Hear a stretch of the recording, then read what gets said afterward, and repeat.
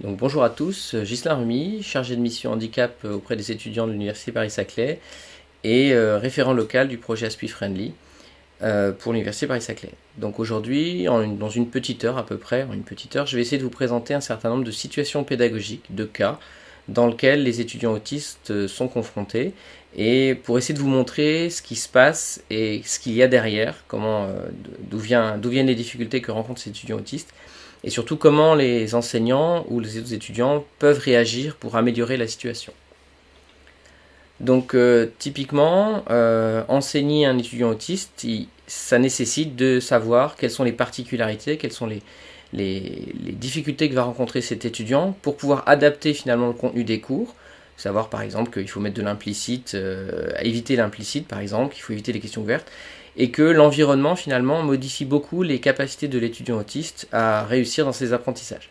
C'est-à-dire en gros le niveau de bruit, l'ambiance, les difficultés visuelles aussi avec l'éclairage que peut rencontrer un étudiant autiste.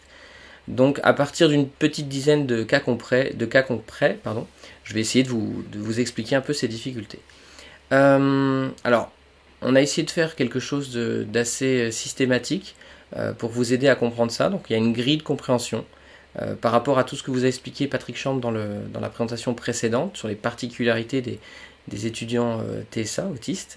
Et donc voilà, j'ai regroupé l'ensemble de ces particularités sous un certain nombre d'items. Donc ici, le plus important, on va dire, c'est la surcharge sensorielle, auditive, visuelle par exemple.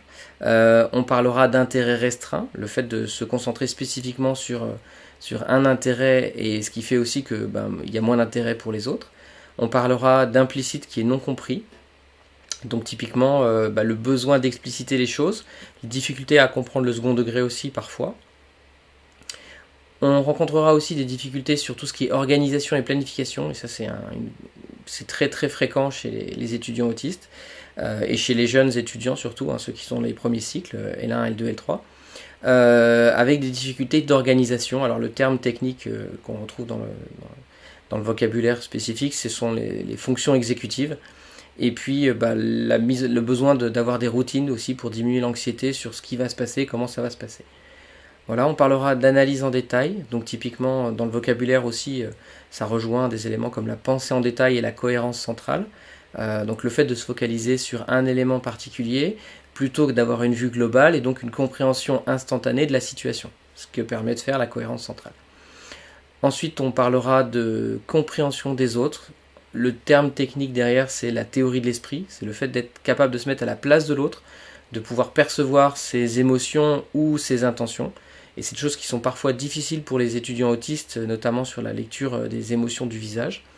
Et le dernier point qu'on a retenu, c'était tout ce qui est convenance sociale, c'est-à-dire des difficultés au niveau du positionnement de l'étudiant par rapport aux autres étudiants ou par rapport aux enseignants, dans le fait que les règles sociales, ce sont des choses qui ne sont pas forcément connues, pas forcément maîtrisées, qui peuvent se travailler avec le temps bien sûr, mais il y a plein de situations où finalement il va y avoir des difficultés au niveau des convenances sociales. Voilà, donc pour imaginer ça, je vous ai pris un petit exemple tout simple, alors qui vient de l'école primaire, qui n'est pas de l'université, mais ça permet de bien comprendre ce que c'est ces notions d'implicite, par exemple. Donc sur cet exemple-là, vous avez une maîtresse qui demande aux enfants de colorier la moitié des voitures en rouge. Et vous avez un enfant qui va colorier, comme vous pouvez le voir sur l'image, l'ensemble des voitures, mais à moitié chacune. Pour l'enseignante, c'est une bonne réponse, mais c'est pas exactement ce qu'elle avait demandé.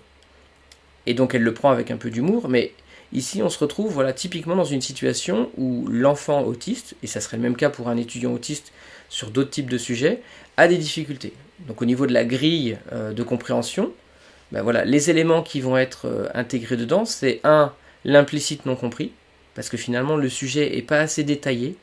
On est sur colorier la moitié des voitures en rouge, mais sous-entendu derrière que chaque voiture coloriée, elle doit être complètement coloriée. Et ça, il aurait été préférable de l'expliciter pour éviter ce genre d'erreur. Alors vous allez me dire, sur l'ensemble des sujets qu'on écrit pour les examens, c'est carrément pas facile de trouver où sont tous les problèmes d'implicite sont. Effectivement, c'est pas forcément évident, mais avec un peu d'expérience, avec le recul, parce que vous avez souvent des sujets qui reviennent un peu tous les ans, c'est le genre de choses que je pense qu'une fois que vous vous en rendez compte, vous voyez qu'il y a des étudiants qui répondent un peu à côté de la plaque, et vous vous dites, ah bah oui, tiens, là c'est peut-être non pas parce que l'étudiant n'a pas bien compris, c'est peut-être parce que c'était pas suffisamment clair au niveau du sujet. Et le fait de reformuler finalement les sujets et de mettre un peu plus explicite, souvent ça évite les difficultés. L'autre point qu'on a ici dans la grille d'analyse, c'est l'analyse en détail. Ici, typiquement, l'étudiant il va faire très méticuleusement attention à identifier les voitures et à décolorier chacune à moitié. Alors ça, sur un sujet d'examen, ça veut dire que l'étudiant autiste, il va mettre beaucoup plus de temps que les autres, parce qu'il va se focaliser sur l'ensemble de ces détails et prendre du temps par rapport à ça. Donc en termes d'efficacité, on a aussi des difficultés pour l'étudiant autiste à répondre à certains sujets, parce qu'il y a une concentration sur plein de petits détails. Alors, voilà un deuxième exemple qui pourrait intervenir, c'est vous avez un sujet en plusieurs parties, et puis vous avez deux parties qui sont indépendantes. Là, typiquement, il serait nécessaire d'expliciter que les deux parties sont indépendantes. C'est souvent le cas dans les sujets d'examen, où on vous dit les deux parties sont indépendantes et seront rédigées sur des copies séparées. Voilà, donc là, on est dans une difficulté que finalement va pouvoir rencontrer l'étudiant autiste, avec un blocage, c'est-à-dire typiquement, et je l'ai déjà vu moi en enseignement, un étudiant qui fait très bien la première partie, et puis après il reste bloqué pendant 20 minutes, il passe pas à la deuxième, parce qu'il se dit mais comment je vais utiliser les résultats de ma première partie, comment je vais les appliquer dans la deuxième partie. Parce que pour lui, si c'est un sujet, il y a un ensemble de questions qui sont posées, il y a forcément un lien logique, parce que très souvent, dans chaque partie, il y a des questions où on a besoin de la réponse précédente pour pouvoir enchaîner avec la suivante. Et donc on peut très bien avoir des étudiants qui sont bloqués parce qu'ils sont en train de réfléchir et essayer de trouver du lien là où il n'y en a pas. Donc là dans les recommandations, c'est typiquement expliciter l'absence de lien entre les parties. Alors je mets un gros bémol quand même parce que toutes ces adaptations, ces compensations qui sont faites pour les étudiants en situation de handicap, les étudiants autistes sont en situation de handicap par rapport à leurs difficultés, leurs particularités. Simplement à chaque fois, la compensation qu'on va mettre en place, elle ne peut pas... Enfin, on ne peut pas mettre des compensations sur tout. Typiquement, si le sujet, vous voulez évaluer la compétence qu'a l'étudiant à comprendre l'implicite, dans ce cas-là, vous ne pouvez pas adapter le sujet. Alors, je donne un exemple. Typiquement, vous êtes en droit, vous donnez une situation concrète à étudier et vous voulez que les étudiants utilisent les textes de loi qu'ils connaissent. Vous n'allez pas pouvoir mettre dans le sujet, en utilisant le texte de loi de 2016, voilà, alinéa, machin, vous ne pourrez pas utiliser ce genre d'éléments parce que justement, c'est ce que vous essayez d'évaluer. Par contre, dans la plupart des sujets, on cherche plutôt à évaluer des compétences ou des connaissances qu'aurait l'étudiant. Et dans ce cas-là, la façon de le présenter, si c'est vraiment la capacité ou la compétence que vous essayez d'évaluer et non pas le fait de comprendre l'implicite, vous pouvez détailler un peu plus les sujets pour que ça se passe mieux. Et puis une des façons de reformuler quand même un sujet, même s'il y a de l'implicite, là vous l'avez, à partir d'une situation concrète, déterminer un argumentaire en rappelant les textes de loi que vous connaissez. Ça paraît pas grand chose, mais finalement ça fait le détail qui est nécessaire pour que vous puissiez éviter ce risque d'implicite. Voilà, donc ça c'est des exemples. Maintenant je vais essayer j'ai retenu une dizaine de cas à peu près, de situations concrètes qu'on peut rencontrer avec des étudiants autistes. Donc par exemple, premier cas, respecter les codes de politesse. Donc la situation, vous avez Aya qui envoie un email à un enseignant. Et cet email, finalement, l'enseignant, il perçoit le contenu comme autoritaire, déplacé, mal écrit, l'étudiant pour qui il se prend, l'étudiant refuse de répondre, non mais je ne veux pas répondre à un email comme ça, c'est irrespectueux, parce qu'il le considère comme irrespectueux. Et de son côté, Aya ne comprend pas l'absence d'éléments de réponse, elle panique, elle ne comprend pas pourquoi le prof ne veut pas me répondre, elle insiste, donc elle renvoie plusieurs mails, et son anxiété s'accentue.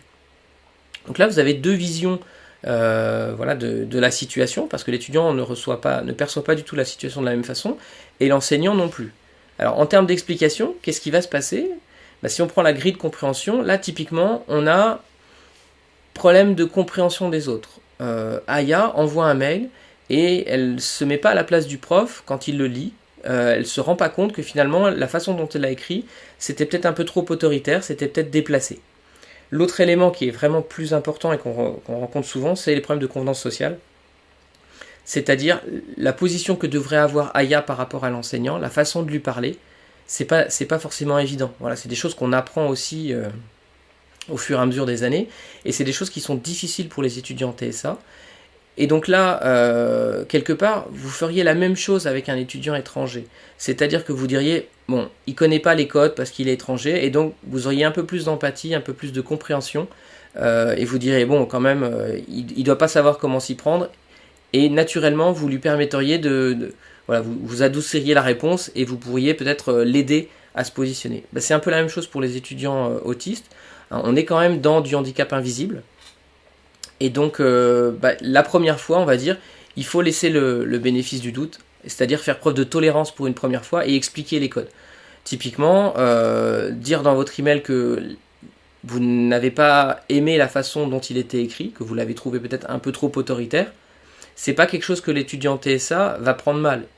Au contraire, il a besoin de ce genre de retour parce qu'il l'avait pas forcément vu, il l'avait pas forcément compris. Et le fait de lui dire, ça va lui permettre de progresser sur cette partie-là. Et donc, faire preuve d'indulgence dans un premier temps, voilà, pas toutes les fois évidemment, hein, si ça se reproduit, c'est qu'il y a vraiment un problème. Et puis en même temps, prendre contact avec l'équipe d'Aspi Friendly ou le service handicap pour que l'étudiant finalement puisse monter en compétence sur cette partie-là. C'est-à-dire que si on considère qu'il y a des difficultés, bah, c'est possible de mettre en place des ateliers. Typiquement, en début d'année, on voit assez fréquemment des ateliers de rédaction d'emails. Il y a beaucoup d'étudiants qui se demandent comment il faut rédiger ces genres d'emails. Et donc c'est aussi des compétences qu'on peut apporter. Alors exemple suivant, sur se responsabiliser, s'organiser. Vous avez une situation où il y a des étudiants qui discutent discrètement en amphi. Ça ne gêne pas trop l'enseignant qui poursuit sans faire de remarques. Toutefois, vous avez une étudiante autiste, Karine, qui se demande, je dis mais pourquoi il parle? Et elle se demande si elle doit continuer à essayer d'écouter. Ou alors s'il faut qu'elle lève la main et qu'elle interpelle le prof, l'enseignant pour dire là ça va pas, ils sont en train de parler, c'est pas correct. Ou alors même elle sort de cours parce que c'est vraiment quelque chose qui la dérange. Et finalement elle va, dans la plupart des cas, développer des troubles anxieux, c'est-à-dire de devenir très agitée, très dérangée, avoir beaucoup de mal à se concentrer, avoir des réactions vives, parfois inattendues. Et les autres étudiants et l'enseignant peuvent être désemparés face à ce genre de comportement, voire parfois, des fois, l'étudiante se paralyse, se bloque complètement ou se met en colère et sort du cours. Et typiquement, c'est le genre de situation où, quand on n'essaye pas de voir ce qui peut se passer, d'où ça vient, bah l'enseignant peut être dans une réaction, c'est quoi ce manque de respect, c'est quoi ce comportement, voilà, et mal interpréter la situation. Alors au niveau de la grille de lecture, ce qui est caché derrière finalement, c'est typiquement une surcharge sensorielle. Ce qu'il faut comprendre, c'est que chez les personnes TSA, c'est vraiment difficile de filtrer les conversations de plusieurs personnes. C'est-à-dire que si vous avez deux personnes qui parlent en même temps, très fréquemment, l'étudiant autiste va entendre les deux conversations au même niveau. Elle ne va pas pouvoir se focaliser sur une seule des deux. D'accord? Donc ça devient difficile pour elle. Alors, une autre difficulté, c'est que pour un étudiant neurotypique, hein, donc non TSA, lever la main, demander à changer de place, voilà, se retourner vers ses collègues et leur dire s'il vous plaît les gars, taisez-vous. C'est des choses qu'on pourrait trouver et pourtant c'est des choses qui sont difficiles pour l'étudiant autiste. Donc pour Karine par exemple, elle va peut-être être dans une situation de stress, voilà, de surcharge sensorielle. Au même titre que vous allez faire des bêtises des fois en conduisant quand vous êtes en stress, que vous ne feriez pas en temps normal. Bah là, de la même façon, quand elle est en surcharge sensorielle, ça va être difficile pour elle de se comporter normalement et d'arriver à exprimer ses difficultés. Et donc on retrouve ces difficultés de comprendre les autres. Pourquoi est-ce qu'ils parlent? Pourquoi le prof dit rien? Je comprends pas, moi je l'aurais déjà dit. Alors que peut-être que le prof, pour lui ça le dérange pas plus. Peut-être que les autres étudiants pensent qu'il ne dérange pas plus. Donc une difficulté à comprendre ce que ressentent les autres. Et puis des problèmes de convenance sociale, parce que comment ça doit être dit? Est-ce que je dois me lever de cours et je dois interrompre le prof? Des difficultés aussi à se positionner sur comment faire pour alerter. Alors dans les recommandations, ce qui peut être fait, c'est soit un rappel des règles, typiquement, alors c'est pas forcément évident, vous n'allez pas dire en amphi, j'autorise tout le monde à parler à voix basse, mais dans certains cas, si vous ne supportez pas, si l'enseignant ne veut pas être interrompu, s'il ne veut pas qu'il y ait du bruit, effectivement on peut le rappeler. Ça, c'est assez difficile à faire, il faut l'avouer. Ce qui est plutôt acceptable, c'est de permettre à Karine, par exemple, de choisir sa place dans l'amphi, d'aller pouvoir se mettre devant si elle veut, d'avoir aussi la possibilité de sortir de l'amphi quand elle en a besoin. Parce que quand il y a une surcharge sensorielle, il y a cette émotion qui va monter, et ça peut être utile à Karine de sortir 5 minutes, de récupérer un petit peu, voire de boire un verre d'eau, et de reprendre un petit peu d'énergie, si vous voulez, pour revenir en cours et pouvoir continuer sereinement à écouter le cours. Alors par contre, évidemment, ça nécessite un niveau de communication important entre l'enseignant Karine, voire les autres étudiants, sur le fait d'avoir la possibilité de sortir ou non. Ça peut se faire par exemple sur des interventions générales, sur l'ensemble de l'amphi, sur le droit à la différence en début d'année, de rappeler que chaque étudiant est différent et que certains auront besoin d'assistance, certains auront besoin de sortir ou ont des fonctionnements différents. Le droit à la différence souvent suffit pour qu'il n'y ait pas cette stigmatisation et ce malentendu entre ce qui se passe au niveau du comportement et ce que les gens en comprennent. Alors, situation suivante. Respecter les échéances de rendu de travaux. Isabelle éprouve de grandes difficultés à s'organiser à l'approche d'une échéance impliquant un contrôle des connaissances. Elle n'arrive pas à faire le travail demandé. Typiquement, vous avez 3 matières et vous allez avoir Isabelle qui va démarrer à 9 h le matin et à 17 h elle est toujours en train de réviser la première matière. Elle n'a pas du tout travaillé sur les deux autres. Alors, quelle sorte de conséquences vous allez avoir? C'est qu'elle n'arrive pas à prioriser les travaux. Avec cette difficulté-là, elle va travailler, s'enfermer, se refermer sur elle-même parce que là, elle essaye de faire les choses au maximum. Et puis dans certains cas, elle perd contact avec les enseignants, elle vient plus en cours, elle décroche, elle se sent complètement larguée, elle dit non, j'y arriverai plus, elle se dévalorise assez fortement, et puis elle se déconnecte des autres. Et ça, c'est assez fréquent au bout de 2-3 mois dans les cursus universitaires. Ça se passe bien au début, puis après il y a un épuisement, et puis il y a un risque d'isolement et de couper les ponts finalement avec les autres, avec les matières et ne plus venir en cours. Alors qu'est-ce qui est caché derrière, si on peut appeler ça comme ça? Il y a plusieurs éléments. Quand il y a des travaux qui sont à rendre ou des devoirs à faire, il y a la notion d'implicite qui est peut-être parfois non compris. Alors, je vais m'expliquer, c'est typiquement sur le temps de travail qui est demandé. On a tous envie qu'un étudiant passe 10 heures par jour sur son devoir pour qu'à la fin on ait un super travail. Surtout dans les niveaux master, si c'est assez ouvert comme question et si le travail est super bien, c'est très intéressant. Mais à quel prix? Là, on est sur des étudiants qui ont du mal à contrôler le temps et l'investissement qu'ils ont à faire dans leurs études. Ça peut être super bénéfique, c'est aussi pour ça qu'ils sont très forts, parce qu'ils sont capables de passer 12-14 heures sur le même sujet. Mais dans le même temps, ils se coupent sur tout le reste. Ils s'alimentent plus ou presque plus, ne font pas d'activité extérieure et ça devient difficile. Donc c'est quand même important de rappeler un certain nombre d'éléments, comme la durée du temps de travail. Si vous y passez 1 ou 2 week-ends, c'est bien, mais essayez de ne pas y passer plus de temps. Ou plus simplement sur le nombre de pages d'un rapport. J'attends un rapport de 20 pages, pas de 200 pages. Voilà. Et puis l'autre élément, c'est principalement des difficultés d'organisation et de planification. Et là, typiquement, il y a besoin d'aide pour cette partie-là. Et dans les recommandations qu'on peut faire, c'est typiquement avoir un tuteur ou un autre étudiant qui va aider, qui va la guider aussi sur le volume de travail que ça représente. Voire la mise en place d'ateliers de méthodologie, c'est ce qui se fait dans pas mal d'universités. Justement pour voir comment doit s'organiser le travail, donner des consignes, décomposer le travail à faire, planifier un petit peu par rapport à une échéance de révision, les dates, est-ce que c'est 1 heure par jour, 2 heures par jour, quels sont les temps morts qu'on s'oblige, parce que sinon des fois ils prennent pas de pause du tout, donc s'obliger à prendre une pause, gérer la qualité du sommeil en donnant 1 heure de coucher, ne pas dépasser, certains peuvent aller à 3h, 4h du matin, donc aussi les aider par rapport à ça. Voire leur permettre aussi d'apprendre quel mode d'apprentissage ils peuvent avoir. Alors situation suivante, s'adapter à la lumière de la salle de TD.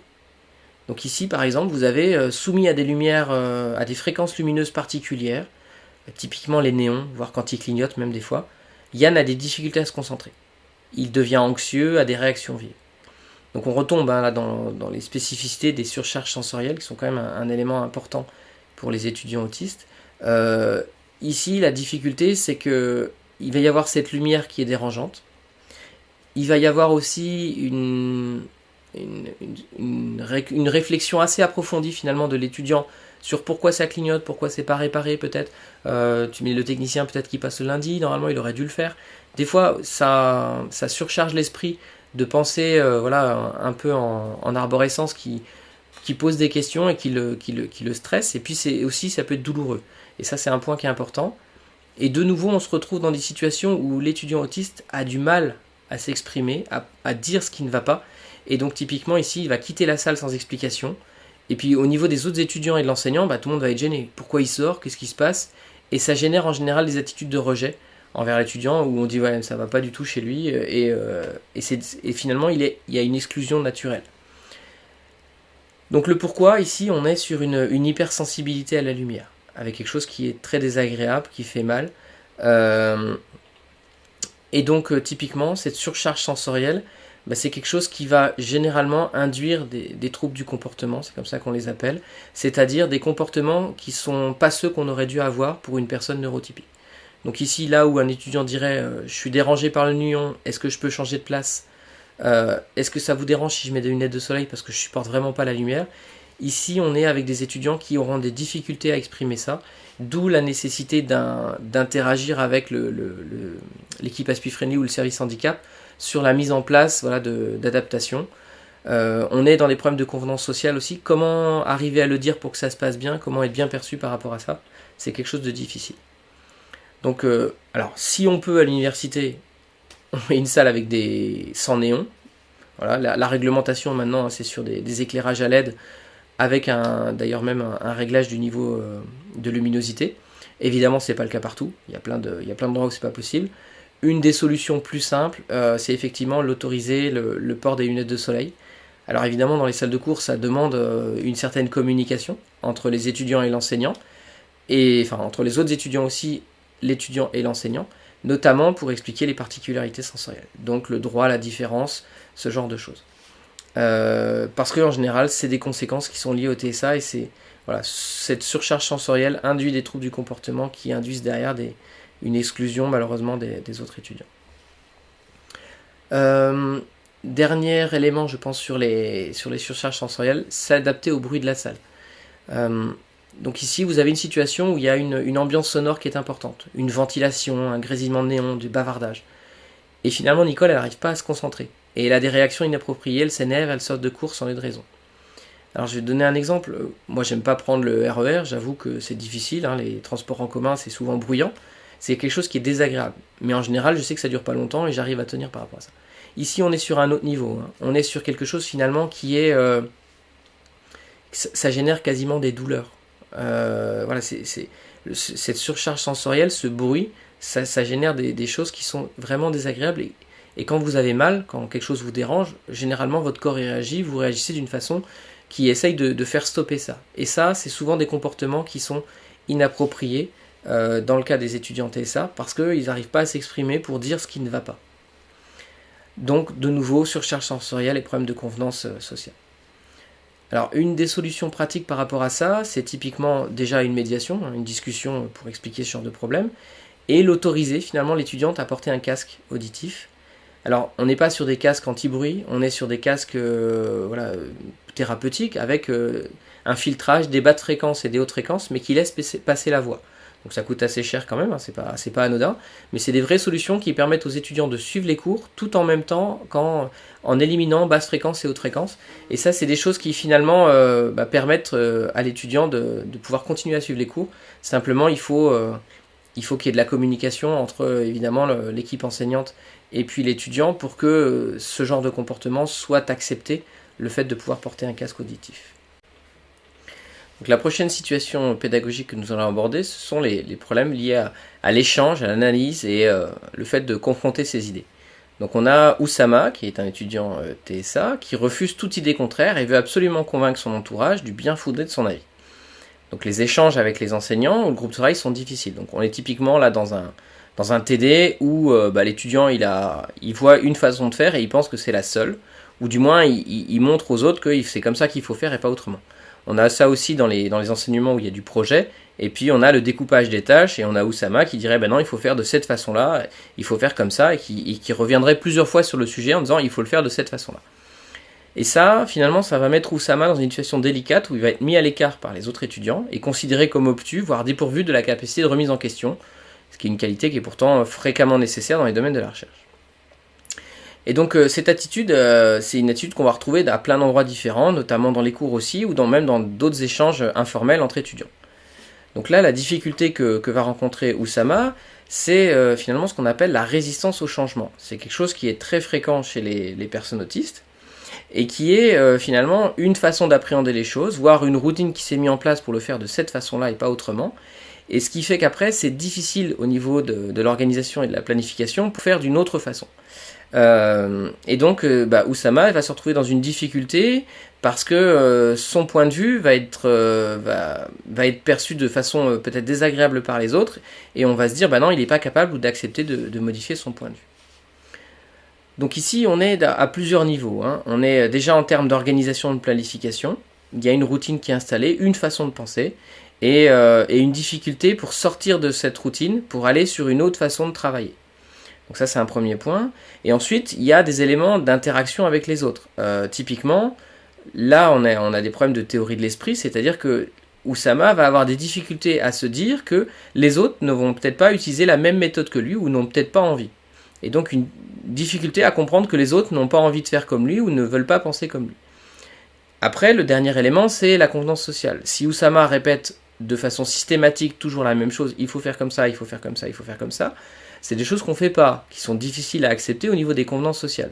Ça donne l'impression d'être obtus. Donc dans la façon de parler, dans la façon d'interagir avec les autres étudiants, ça va être une difficulté qu'il va pouvoir rencontrer. Alors qu'est-ce qu'on peut recommander par rapport à ça ? Déjà, il y a le choix des binômes, le choix des groupes d'étudiants qui vont pouvoir travailler avec Oussama. C'est important de trouver des étudiants qui sont plutôt compréhensifs, empathiques, et qui vont pouvoir déjà finalement ne pas tenir rigueur de ce blocage. Et déjà rien que ça va permettre à Oussama d'être dans un environnement plus favorable pour qu'il puisse évoluer dans la discussion avec les autres étudiants. Ça demande aussi un travail des enseignants dans l'affectation des rôles, dans la façon de travailler, en disant si ça c'est possible d'être modifié, on peut le faire autrement, il y a d'autres solutions. Et puis ensuite, ça peut être nécessaire de reformuler les arguments pour aider l'étudiant à modifier son avis. Alors effectivement, tu le fais de cette façon-là, mais peut-être que si tu l'avais fait comme ça, regarde, en étant factuel, en montrant qu'on peut faire autrement, ça pouvait fonctionner. Et en y prenant un peu de temps et d'explication, en général, la personne autiste va pouvoir évoluer et adapter une nouvelle fonction, une nouvelle organisation, une nouvelle façon de travailler, puisque finalement, elle va peut-être voir que c'est peut-être plus efficace. Alors la situation suivante, elle concerne finalement la gestion de l'imprévu. Alors, il y a les cas classiques de changement de salle, par exemple, avec l'étudiant qui va rester bloqué parce que, ou il n'ira pas en cours parce que pour lui, on lui avait dit que c'était un cours à telle heure. Mais un des autres éléments qu'on retrouve dans la gestion de l'imprévu, c'est par exemple, vous avez un des cours qui est censé finir théoriquement à 16h30, et l'enseignant prolonge exceptionnellement pour finir son cours. Et là, on a Isabelle, une étudiante TSA, qui est en panique parce que elle a un rendez-vous, elle ne sait plus quoi faire, elle reste, elle doit partir, elle ne sait pas s'il faut privilégier son rendez-vous ou pas. Et donc elle interrompt le cours, elle se met debout, paf, et elle demande pourquoi est-ce qu'on s'arrête pas, et elle finit par faire une crise de panique, et voilà, avec des comportements qui sont difficiles pour l'enseignant de comprendre pourquoi ça va jusque-là. Donc ici, en fait, la difficulté, c'est que Isabelle a une grande difficulté à s'adapter lorsque survient un imprévu. Il y a une routine qui s'est mise en place, une façon de fonctionner, et le fait de sortir de ce mode de fonctionnement-là génère un stress, une angoisse, une difficulté et un blocage finalement de l'étudiante qui finalement va être difficile pour elle. Donc on est typiquement dans les explications sur des difficultés d'organisation et de planification pour changer par rapport à une routine. Et puis aussi dans la façon de s'exprimer, dans ce genre de blocage, un étudiant neurotypique aurait peut-être levé la main en disant « Excusez-moi monsieur, j'ai un rendez-vous à l'extérieur que je ne peux pas déplacer, est-ce que ça vous dérange si je peux partir ?» Ou un étudiant qui se serait, qui aurait pris les devants par rapport à cette situation, envoyer peut-être un message SMS. Là, on est dans un fonctionnement où transgresser certaines règles n'est pas possible pour l'étudiant autiste, parce qu'il y a des règles, il y a une façon de fonctionner. Les deux autres points, c'est comment dire cet élément-là à l'enseignant. Donc comprendre que l'enseignant a peut-être envie de finir son cours, c'est pas forcément évident pour l'étudiant TSA. Et surtout comment interagir avec le prof, se mettre debout pour dire il faut arrêter. On voit bien qu'au niveau convenance sociale, c'est pas le genre de choses qu'on peut faire. On peut pas demander à l'enseignant d'arrêter directement. Il faut y mettre les formes. Donc ce qu'on peut recommander finalement, c'est qu'il y ait une discussion quand même au préalable sur les difficultés au niveau des imprévus pour les enseignants, que les enseignants soient au courant, et puis surtout que l'enseignant, finalement, prévienne un peu avant. C'est-à-dire que 5 ou 10 minutes avant 16h30, donc vers 16h20, l'enseignant va dire « Je pense qu'on n'arrivera pas à finir, est-ce que vous êtes d'accord pour qu'on continue un petit peu? Ça serait important de finir aujourd'hui, on se reverra peut-être pas avant 2 mois. » Bref, de poser les choses et de préciser, et de laisser la porte de sortie. S'il y en a vraiment qui ne peuvent pas rester, n'hésitez pas, voilà, vous faites ça discrètement. Mais le fait de proposer ces solutions, ces alternatives, enlèveront le stress à l'étudiante autiste qui pourra, elle, continuer à fonctionner. Et puis, notamment au niveau du dispositif de suivi, donc Aspie Friendly ou Service Handicap, qui accompagne l'étudiant, ça sera peut-être possible aussi d'identifier le genre d'imprévu qu'on peut rencontrer sur les changements de salle, sur ce genre de choses de dépassement d'horaire, et de voir quelles sont les priorités et comment on peut s'exprimer par rapport à ça. Donc il y a un travail qui peut être fait en dehors des enseignants, en dehors des cours, pour aider l'étudiant autiste finalement à se positionner par rapport à ça. Alors le cas suivant, c'est se repérer sur le campus. Donc ça peut prendre plusieurs formes. C'est pas simplement un étudiant qui va se perdre dans les bâtiments, comme c'est souvent le cas pour les premières années en général, qui ont du mal à se retrouver dedans. Non, on peut être sur, Yvan par exemple a tendance à se perdre. La tendance à se perdre, c'est en fait, il va être dans ses pensées, il va penser à autre chose, et puis il va peut-être rater une information, ou quelque chose a changé sur le trajet, ou il y a eu un stimuli extérieur, un chien qui aboyait fort, qui va finalement perturber le fonctionnement d'Yvan et le sortir de sa routine. Et donc il va arriver en retard et cette situation va le stresser. Et donc dans certains cas, ça veut dire que même avec, il va peut-être prendre une demi-heure de plus pour son temps de trajet, et puis il va prendre les transports en commun et il va être dans une fatigue plus importante. Ce qui veut dire que déjà en début de journée, on va se retrouver avec Yvan qui est déjà fatigué et qui aura du mal à tenir toute la journée, avec après des difficultés à rester concentré et avec des comportements qui vont malheureusement se dégrader. Évidemment, les enseignants ne sachant pas tout ça, on va avoir des difficultés avec les enseignants ou les interlocuteurs, en stage par exemple, qui vont lui reprocher de ne pas avoir assez anticipé et donc d'arriver en retard, de ne pas prendre au sérieux les rendez-vous qui avaient été fixés. Et puis on ne comprend pas pourquoi il est toujours fatigué et son état de fatigue et son manque d'attention généré finalement lui est reproché. Donc ce qui est derrière en fait, c'est que Yvan éprouve des difficultés à se repérer ou à gérer toutes les informations qui sont trop nombreuses. C'est pas encore peut-être une routine qui est mise en place pour lui au niveau de son trajet et des conditions pour accéder correctement jusqu'à son lieu de stage par exemple.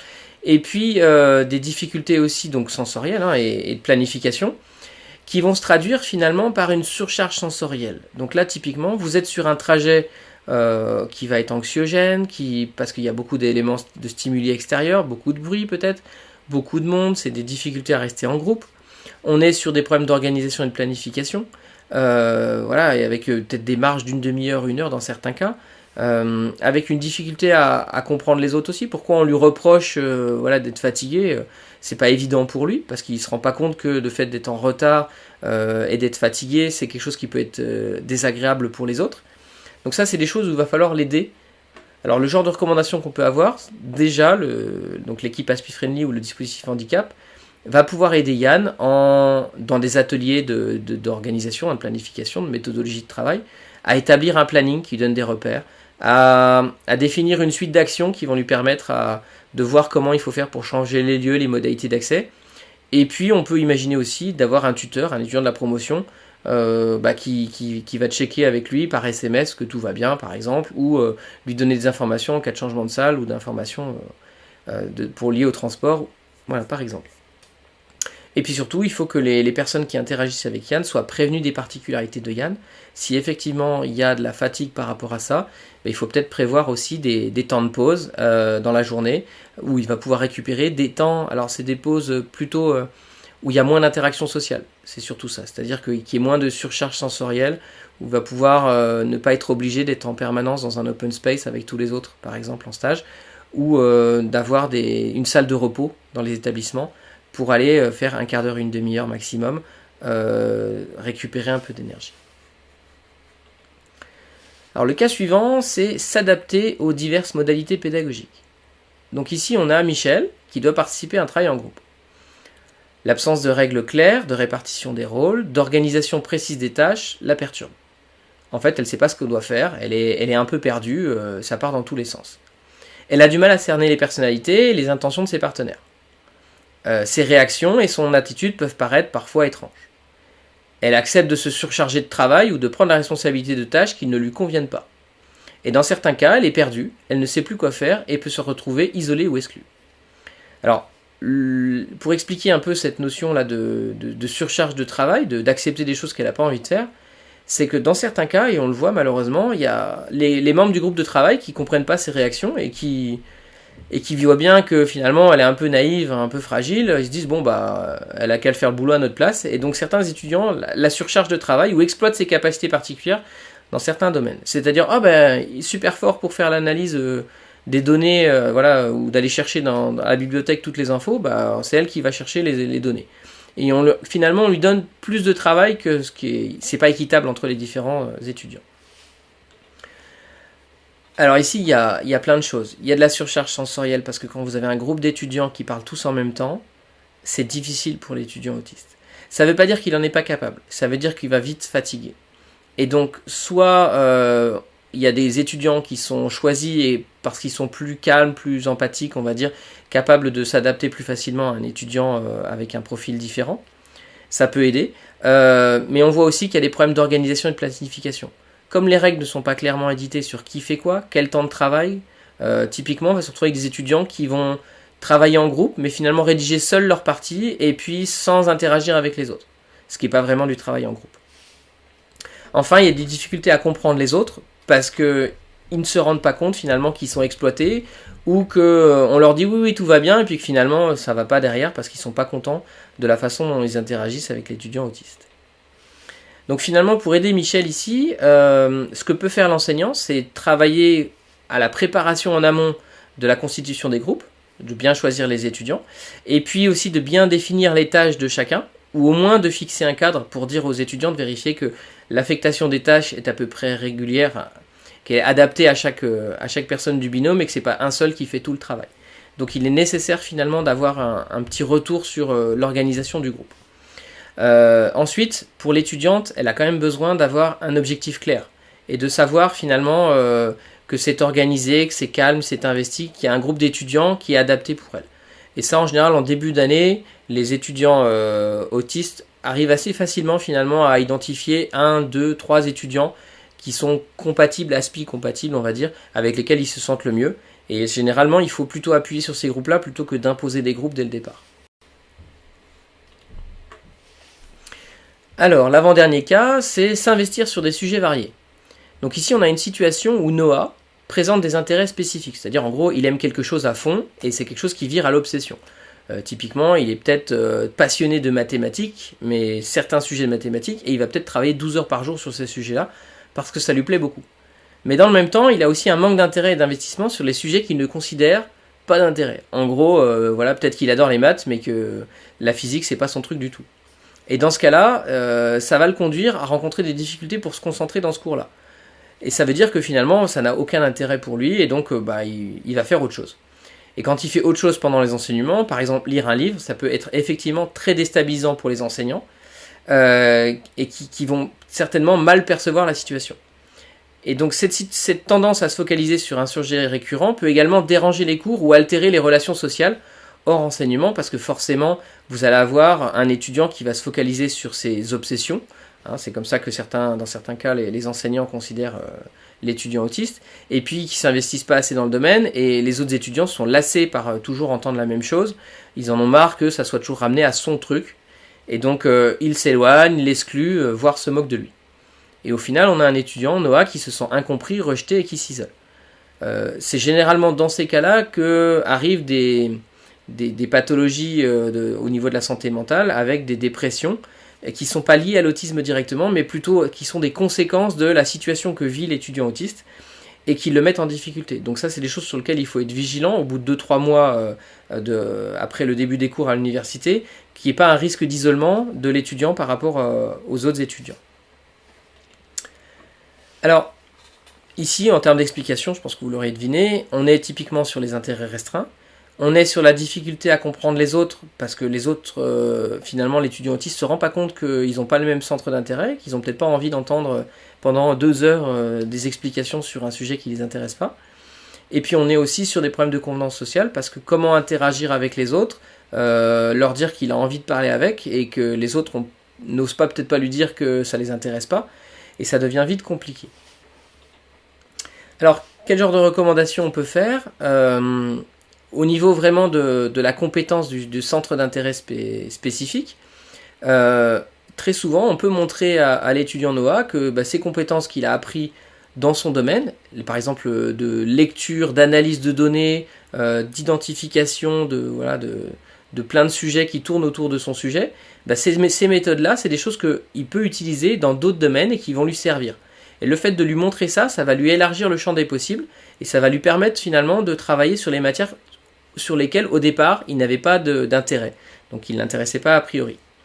Et donc ça c'est en général une des bonnes façons, c'est-à-dire pour communiquer avec l'étudiant autiste, commencer par les centres d'intérêt, puis dévier, et c'est ouvrir le débat, la discussion vers d'autres sujets en lui montrant que c'est un peu la même chose. Voilà. Alors le dernier point sur lequel je voulais focaliser aujourd'hui, la dernière situation pédagogique, c'est savoir faire appel à des enseignants. Donc ici, on est lors d'une évaluation et on a un étudiant TSA, Ali, et il n'arrive pas à comprendre les consignes. Mais il ne demande pas d'aide, il ne sollicite pas l'aide de l'enseignant ni celle d'autres étudiants. Alors lors d'une évaluation, évidemment sur salle, on ne va pas demander aux autres étudiants, mais si c'est en TP par exemple et qu'il y a un compte-rendu, ça se fait assez fréquemment que les étudiants se posent des questions entre eux pour essayer de progresser.